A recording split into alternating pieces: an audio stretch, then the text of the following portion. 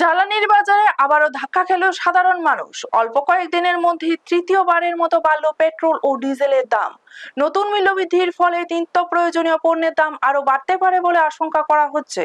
জানা গিয়েছে, পেট্রোলের দাম লিটার প্রতি 87 পয়সা এবং ডিজেলের দাম 88 পয়সা বৃদ্ধি করা হয়েছে।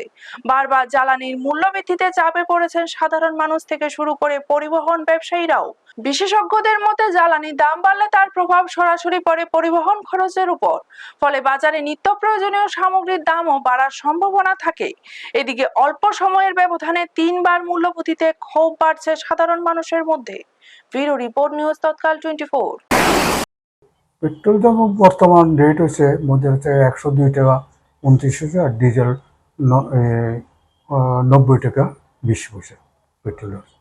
পেট্রোলটা 3বার বাড়ছে এই পর্যন্ত। 15 তারিখ বাড়ছে একবার, 19 তারিখ হচ্ছে, আর 22 তারিখ মধ্যরাত থেকে